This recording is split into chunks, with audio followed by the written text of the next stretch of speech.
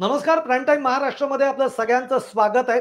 छत्रपती संभाजी महाराजांच्या वरचा आधारित छावा चित्रपट आला. त्यानंतर महाराष्ट्रामध्ये अनेक वादंग झाले. प्रशांत कोरटकर या इसमाला आज रोजी 25 तारखेला कोल्हापूरच्या न्यायालयात हजर करण्यात आलं. त्याला शिक्षाही सुनावण्यात आली.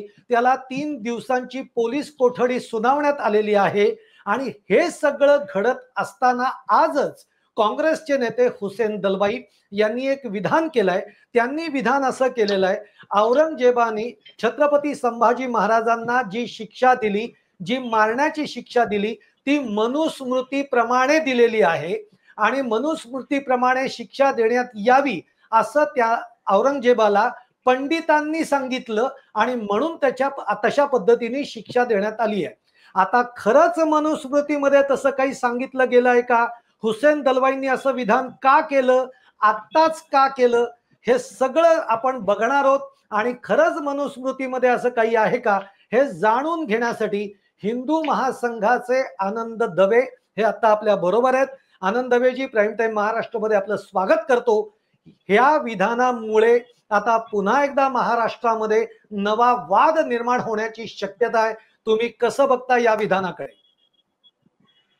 सर्वप्रथम नमस्कार सर्वांना. आपल्या चॅनलला सुद्धा खूप खूप शुभेच्छा. शिवाजी, आपल्याला सुद्धा शुभेच्छा.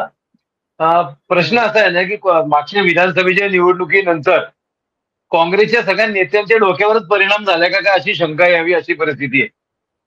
परवा माणिकराव ठाकरे आणि काही लोक नागपूरला गेले. सत्य शोधन समिती असं नाव दिलं आणि त्यांनी सत्य काय शोधलं तर छत्रपती शिवाजी राजांच्या जिंदाबादच्या वगैरे जयच्या घोषणा, ह्या घोषणा बघून मुस्लिमांचं पित्त खवळलं आणि नंतर मुस्लिमांनी जे काही केलं आहे ती प्रतिक्रिया होती अशी त्यांनी मांडणी केली. कोणता शहाणा माणूस या प्रतिक्रियेवर विश्वास ठेवतो? कोणी नाही. आता हुसेन दलवाईंनी जे काही एक मुक्तपणे उधळली, खरं तर त्याचा निषेध करतो सर्वप्रथम मी. दुसरं महत्वाचं आहे, त्यांनी कोणती मनुस्मृती वाचली आहे, मनुस्मृतीच्या कोणत्या पानावर, कोणत्या पुस्तकातल्या कोणत्या पानावरच्या कोणत्या पॅरेग्राफ मध्ये असं लिहिलेलं आहे की असं असं मारलं जावं आणि मारावं, हे सुद्धा त्यांनी पुस्तक दाखवलं पाहिजे होतं ना. हे जे मनाचे श्लोक त्यांचे चाललेले आहेत ना, माझ्या मनात येईल तसं मी काहीतरी वाक्य टाकेन, हे कुठेतरी थांबलं पाहिजे होतं. त्यामुळे त्याचं काँग्रेसचं अजून नुकसान होत चाललंय दुर्दैवानी त्यांच्या सुद्धा. पण ही लोक सुधरतच नाहीये. म्हणजे मुस्लिमांचा लाड करत असताना त्यांच्या भावना दुखावू नये म्हणून आणि हिंदूंमध्ये जातीय द्वेष तयार करावा आपापसामध्ये म्हणून अशी विधाने केली गेलेली आहेत. पण मला असं वाटतं जनता सुज्ञ आहे. हिंदवी स्वराज्य सगळ्या जाती समाजांचं होतं आणि सगळ्या जाती आणि समाजातली लोक त्या स्वराज्याच्या मागे उभी होती आणि विरोध करणाऱ्यांमध्ये सुद्धा सर्वच जाती आणि समाजातली लोक होती. ह्याचा महाराष्ट्रातल्या जनतेचा पूर्ण अभ्यास आता झालेला आहे असं आम्ही मानतो. त्यामुळे त्या एकूण हुसेन दलवाईकडे दुर्लक्ष करावं असं माझं सुद्धा मत आहे. पण आनंद दवे, तुम्ही हे ठामपणाने म्हणू शकता का की मनुस्मृतीमध्ये अशा पद्धतीने मारलं जावं असं कुठेही नाहीये? कसं आहे, मनुस्मृतीविषयी मागच्या 8 ते 10 वर्षांपासून काही ना काही विषय येतात. तेव्हा मनुस्मृती आणि तुम्हाला माहिती, मी व्हिडिओवर सुद्धा बऱ्याच वेळा असतो, हे विषयावर सुद्धा माझं चर्चा झालेली आहे. त्यामुळे मनुस्मृती घरी आणून रिसर्च, त्याचं वाचन करून, अभ्यास करून त्यातले काही पॉईंट काढल्यानंतरच मी आज तुमच्या समोर बसलोय असं आपण गृहीत धरायला हरकत नाही. मी ठाम विश्वासानं आणि अतिशय गंभीरपणे हे वाक्य बोलत आहे. मनुस्मृतीमध्ये काही वाक्य असतील ना नक्की चुकीची, पण ह्याचं रिलेटेड नाहीये. महिलांना बाहेरच्या उत्पन्नाचं हे द्यावं, त्यांना लग्नाची चॉईस द्यावं आपण ज्याला बोलू आता आजच्या भाषेमध्ये, अशा प्रकारे खूप चांगली विधानं सुद्धा आहेत. काही असं जगातलं एकही पुस्तक नाहीये की ज्याच्यामध्ये काही विधानं वाईट नसतील, ती आपण काढावी, जे चांगले तेच द्यावं. पण तसं करताना आता यांनी नाही, जेव्हा तुम्ही म्हणताय काही चांगली विधानं जशी मनुस्मृतीमध्ये आहेत तशी काही असतीलही असं जेव्हा तुम्ही म्हणताय तेव्हा नाही, थांबा.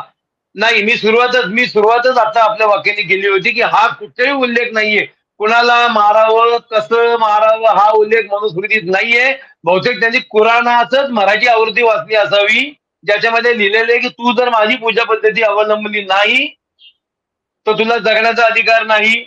मग तुझं मुंडकं आम्ही कापू, तुझे आम्ही डोळे फोडू, तुझे आम्ही कान नाक कापू, तुमचे आम्ही हात तोडू, तुमच्या बायकांवर बलात्कार करू, तुमची प्रॉपर्टी आम्ही दाबू.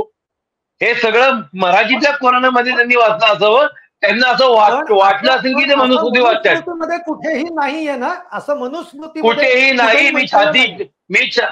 बिलकुल नाही. मी छाती ठोकपणे सांगू शकतो, माझं आव्हान आहे हुसेन दलवाईंना आपल्या माध्यमातून आमच्या समोर यावं, ते पुस्तक घेऊन यावं, आपण त्या पुस्तकावर चर्चा करू. ठीक आहे. त्यांनी आता मी स्वतः दुसऱ्या काँग्रेसची काही मुद्द्याकडे मनुस्मृती एखादी काँग्रेसने दुसरी एखादी मनुस्मृती लिहिली असेल त्यांच्यासाठी, तर मला माहिती नाही, म्हणजे समोर आले की ते सुद्धा कळेल. मी तुमच्यासाठी म्हणून, माहितीसाठी म्हणून सांगतो, हुसेन दलवाईंनाही मी फोन केला होता, पण ते काही येण्यासाठी इच्छुक दिसले नाहीत, म्हणून त्या आता बरोबर नाहीयेत. नाही तर खरं तर समोरासमोरच ही गोष्ट झाली असती. पण हुसेन दलवाईंचं दुसरं एक आमची वाक्य आव्हान, असं आहे आमची की विनंती आहे तुम्हाला की समोरासमोर आणा. आमची विनंती आहे आपल्याला की समोरासमोर आणण्याचा प्रयत्न करा. ठीक आहे. दुसरा मुद्दा घेतो. ते म्हणालेले आहेत की काही पंडितांनी औरंगजेबाला असं सांगितलं मनुस्मृतीचा आधार घेऊन, म्हणजे याच्यामध्ये पुन्हा एक जातीयतेचा रंग किंवा जातीय द्वेष याच्याकडे आपण कशा नजरेने बघतोय? नाही, कसं आहे ना, म्हणजे औरंगजेब पंडितांचं ऐकत होता. हम्म. या वाक्यालाच काय म्हणायचं असा मोठा प्रश्न आहे. खरंच त्यांनी एकदा मेंदू तपासून घ्यावा. त्यांनी हुसेन दलवाईंनी राज्यसभा गेल्यावर कदाचित ते जास्त फ्रस्ट्रेशन मध्ये आले असतील. औरंगजेबानी त्याच्या पूर्ण 90 वर्षाच्या कार्यकाळामध्ये कधी आधी औरंगजेब पंडितांचा ऐकल्याचा उल्लेख किंवा पुरावा दिसत नाही. संभाजी महाराजांच्या दुर्दैवी हत्येनंतर त्याच्या दुसऱ्या दिवसापासून सुद्धा त्यांनी कधीही पंडितांचा ऐकल्याचा इतिहासात दाखला, पुरावा, लेखन नाही. परंतु या एका दिवसापुरतं आणि त्या हत्येपुरतं त्यांनी पंडितांचं ऐकलं आणि पंडितांनी त्यांना सांगितलं, आणि त्यावेळेस हे हुसेन दलवाईचे वंशज तिथं पूर्वज तिथं उभे होते. एकदा हुसेन दलवाईंनी मांडणी करावी ना.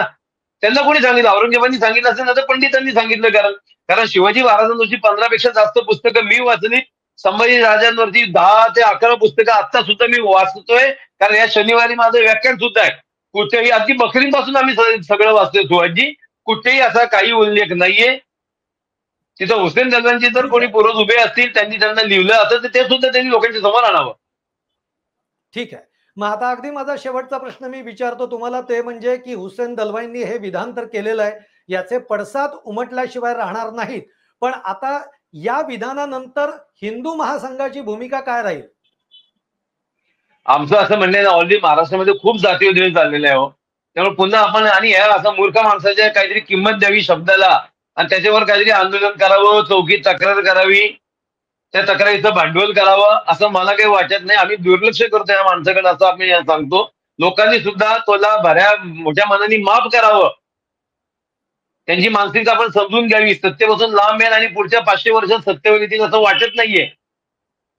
त्यामुळे अशा मनोरुग्ण लोकांना आपण सहानुभूती व्यक्त करावी, एवढीच सूचना मी आमच्या सर्व पदाधिकाऱ्यांना आणि कार्यकर्त्यांना करीन. ठीक आहे. आनंद हवेजी, तुम्ही वेळात वेळ काढून आमच्या बरोबर संवाद साधलात, त्याबद्दल धन्यवाद. नमस्कार.